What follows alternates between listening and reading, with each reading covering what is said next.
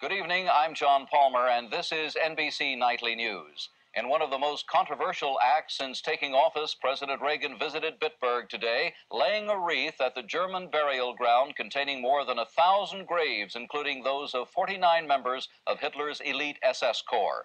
Here's White House correspondent Chris Wallace. It will be one of the lasting images of his presidency. Ronald Reagan setting foot in a cemetery containing SS graves. But with the president determined to keep his commitment to West German Chancellor Kohl, Reagan media advisors did their best all day to limit the damage.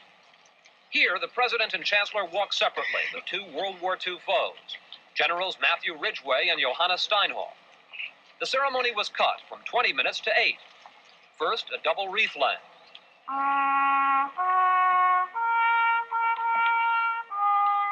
Then the playing of the German equivalent of taps.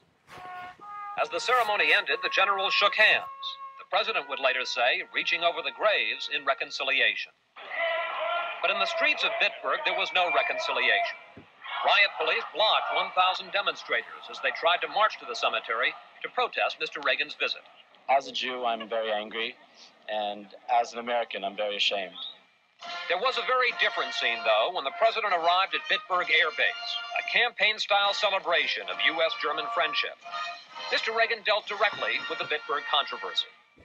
Some old wounds have been reopened, and this I regret very much. He reached out to American veterans. Our gesture of reconciliation with the German people today in no way minimizes our love and honor for those who fought and died for our country. And to the survivors of the Holocaust. Many of you are worried that reconciliation means forgetting. Well, I promise you, we will never forget. Chancellor Kohl was emotional as he thanked the president for coming to Bitburg to bring their countries together. The president dealt in powerful symbols all day. This morning, he made an unannounced stop at the grave of Germany's first post-war chancellor, Konrad Adenauer. Critics had suggested that he honor people who fought against Hitler. But by far the most powerful symbol was the president's visit to the killing fields of Bergen-Belsen. More than 50,000 people died here, their bodies pushed into mass graves. The Reagans toured the camp, passing mounds where thousands are buried.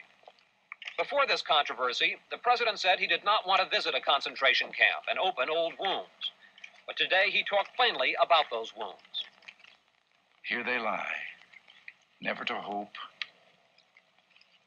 never to pray, never to love, never to heal, never to laugh, never to cry. And Mr. Reagan read from the diary of the most famous victim here, 15-year-old Anne Frank, who kept her optimism even in the Holocaust. I think that it will all come right, that this cruelty too will end, and that peace and tranquility will return again. 8 months later, this sparkling young life ended here at Bergen-Belsen. White House officials hoped that most Americans would focus on these powerful words and pictures, that Mr. Reagan's few moments at Bitburg would be forgotten or at least understood. Chris Wallace, NBC News, with the president in Germany.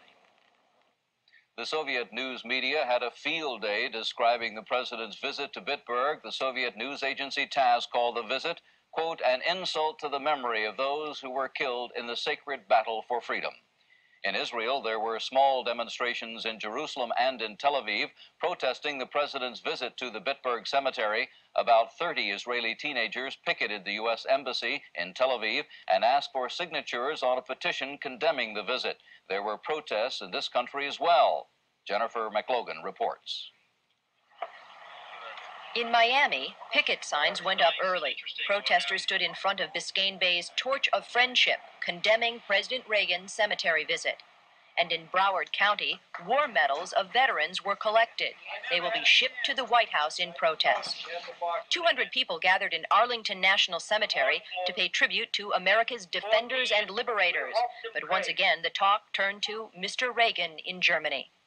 The reason for the outcry about Bitburg is precisely this: the attempt to obscure and absolve a nation of its moral responsibilities, both to the victims and to humanity.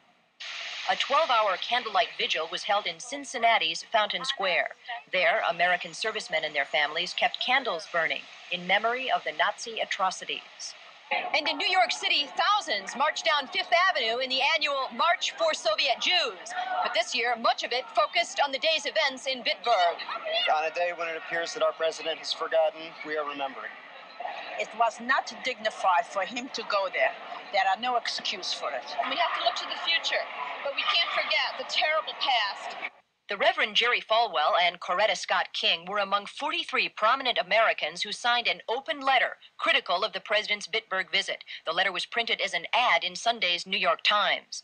Hundreds of veterans gathered in Long Island National Cemetery at Pine Lawn. Many of those who fought and survived World War II said Bitburg overshadowed what was meant to be a commemoration of the 40th anniversary of VE Day. So too said Jewish groups in California, who walked a mile into the Veterans Administration Cemetery in West Los Angeles for a day of speeches reproaching the president's decision. And in Westfield, New Jersey, Holocaust survivor Elie Wiesel met with school children at Temple Emmanuel. Even they were curious about Bitburg. You've had your hand up all morning, so you get a chance. What's your reaction with what Ronald Reagan has done now? I am puzzled, and I'm saddened by him and for him. Wiesel told the children it was a pity the president chose to go, but no one ever should hold grudges. Jennifer McLogan, NBC News, New York.